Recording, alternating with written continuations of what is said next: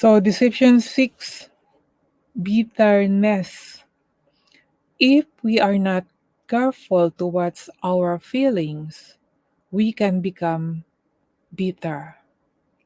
Perhaps someone offends us, then the hurt feelings turn into a grudge. Then we start thinking about revenge. If such feelings are nursed and encouraged, they can turn into hate. Then that hate can turn into bitterness. Christians need to identify and overcome any feelings of hate and bitterness. Notice this instruction: pursue peace with all people and holiness, without which no one will see the Lord, looking diligently lest anyone fall short of the grace of God, lest any root of bitterness springing up cause trouble, and by this many become defiled. Hebrews chapter 12, verse 14 to 15. Yan, mga bitterness, mga kaibigan. Such bitterness can even lead to the unpardonable sin. Paano? Ganito pala yun, mga kaibigan, if we feel bitterness, no? Our feeling, sabi dito, when we start thinking about revenge. Ang bitterness pala, nag-start sa pag na-offend tayo, no? Tapos nasasaktan. Tapos pag nasaktan tayo, nag-iisip tayo na gaganti. At pag yan ang lagi nating sa ating pag-iisip, sa ating puso,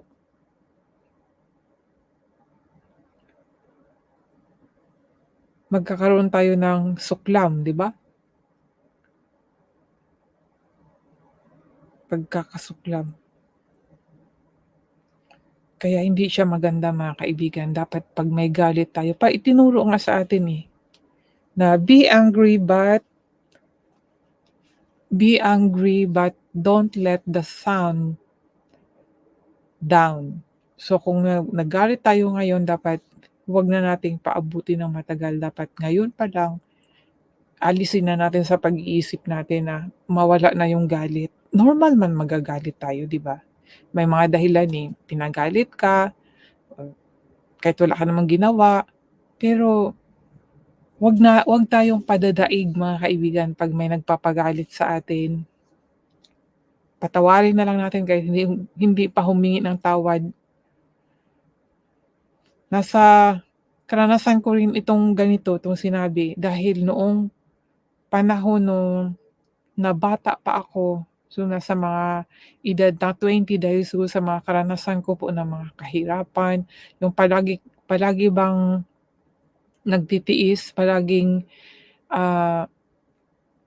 yung bang pag binoboli, palaging pinapatawad, so hanggang sa nakimkim sa aking puso, hanggang dahan-dahan na namumuo po siya yung galit sa puso ko.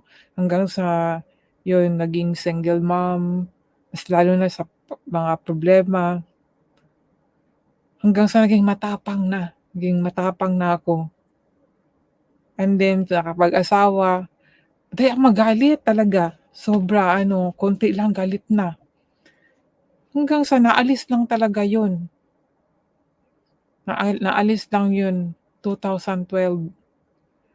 Dahan-dahan po, hindi po siya bigla agad na nawala yung galit ko, kasi nandiyan pa rin yung mga galit Tapos, syempre, alam ko na pinatawad na ako, pero yung galit ko sa puso ko, hindi siya agad-agad na nawawala. And then, pag maisip ko yung mga nangyayari na naman, kasi emotional yung mental, emotional yung attack sa akin, hindi physical. Kaya, mas mahirap yun, dahil kung Kung hindi si God ang aking pinili, wala. Buti na lang si Lord ang pinili ko. Kaya ito ngayon nagsasalita ako sa mga salita niya na nandito po sa Bible.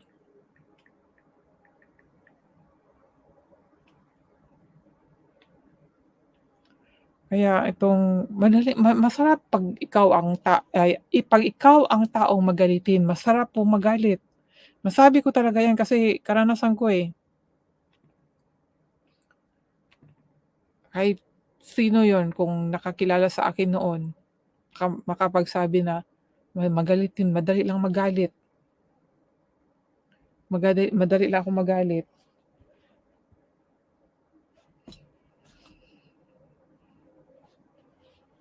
Kaya hindi pala maganda magkimkim ng galit. 'Yun pala ay kasalanan.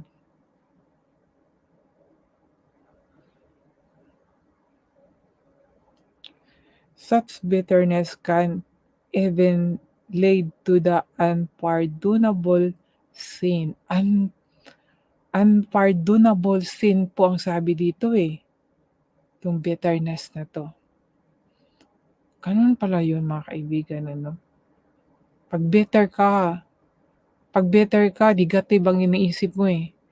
Tapos walang magandang ano, puro pangit yung kahit maganda yung sa iba, sa'yo pangit dahil bitter nga ang naramdaman mo sa puso mo. Kaya dapat ma-overcome kung meron po kayo na ganito, dapat mawala po ito. Dahil sinabi dito that such bitterness can even lead to the unpardonable sin, 'no? Ano ba yung unpardonable, 'di ba parang walang kapatawarang kasalanan. How can we counteract those feelings? Simply by following Jesus Christ's instructions. He told us, "But I say to you, love your enemies. Bless those who curse you. Do good to those who hate you, and pray for those who spitefully use you and persecute you, that you may be sons of your Father in heaven. For he makes his sun rise on the evil and on the good, and send rain on the just and on the unjust." O 'di ba? Ito po ang ating Panginoong Diyos, mga kaibigan. Ang itinuturo sa atin ay kabutihan po, eh. Love your enemies nga ang sabi, 'di ba? Imagine enemies 'yan, eh. Hmm, kung tutuusin mahirap siyang patawarin dahil kaaway mo 'yan, pero ang itinuro sa atin, love your enemies at makapagpatawad tayo sa ating mga kaaway, mga kaibigan. Ang makatulong sa atin ang Holy Spirit pa rin. Kasi kung wala po tayong Holy Spirit, walang Jesus sa buhay natin, mahirap pong magpatawad. Pero kung meron pong Jesus sa buhay natin, meron pong Holy Spirit sa ating puso, dahil ang Holy Spirit ay mabuti po 'yan, hindi po siya yung isang espiritu na puro masama ang itinuturo. Ang Holy Spirit po ay kabutihan po ang itinuturo. Hindi po mahirap ang magpapatawad sa mga taong kahit na sinasaktan po tayo. Totoo po 'yan. Ako hindi po yung nagsasabi-sabi lang ako, eh, dahil karanasan ko po mga kaibigan, eh. Naranasan ko po ang bitterness. Kaya nga hanggang ngayon pa rin, eh, sinasabi ko, "Lord, alisin mo na 'to." Yung ano, yung galit, palitan mo ng pag-ibig, Lord. Kaya pala kahit kahit kagabi, iniisip ko, kaya pala Lord na 'pag, magalit ako sumasakit yung puso ko. Ayaw mo pala akong magagalit. Gano'n, eh, parang kino-correct ka ng Panginoon, eh. Kasi tao lang tayo 'di ba? Minsan 'pag, naisip natin, "Yan na naman, niloko na naman ako." Parang nagagalit, parang gano'n ba yung feeling, sarap talagang magalit. Pero parang parang sumakit yung ano ko, yung puso ko. Ang ginagawa ko na lang na, "Lord, alisin mo na 'tong nararamdaman kong galit, Lord." Anytime puwede po tayong magalit mga kaibigan, eh. Lalo na kung meron tayong mga kasama na hindi po mabuti sa atin, magagalit po tayo. Pero maiwasan natin ito, prayer lang po. And then yung mga verses na memorize natin, isa po 'yan sa palakas sa atin mga kaibigan. Kaya kailangan din po natin ng kahit na isang verses memorize kung para mawala yung galit o yung verses na sa pag-ibig, verse na about God who make us strength, yung mga gano'n para kung oras na makaramdam po tayo ng bitterness, iisipin lang natin yung mga word ni God, mawawala po 'yan. Ito po mga kaibigan 'no, hindi lang po yung nagchika-chika lang ako dito, nag-talking-talking, hindi, kasama po 'to sa karanasan din ko sa buhay ko. Kaya nga po nagsasalita ako mga kaibigan. Gaya po itong ano, yung bitterness na 'to at, 'pag nandito ang bitterness sa ating puso, ang isipin natin puro negative. Parang gusto natin yung tao, iisipin natin na, "Hindi naman maganda ang ginawa niya, bakit nagtagumpay 'yan?" Hindi pala dapat gano'n mga kaibigan. 'Pag bitterness na ang tao nag-iisip ng masama sa kapwa. Pero kung pag-ibig ang nasa puso, walang ano, wala siyang iisipin, ang iniisip niya ang sarili. Kagaya sa akin ngayon na Lord, salamat talaga Lord na nawala na yung mga naranasan ko na bitterness. Kasi kagaya ng sinasabi ko, hindi po agad magic na 'pag nung binago ako ay talagang lahat ano na yung peace, nandiyan yung peace, pero minsan uma-attack yung kaaway niya dahil nga sabi sabi ko na ang experience ko po ay sa mental, hindi po sa pisikal 'no.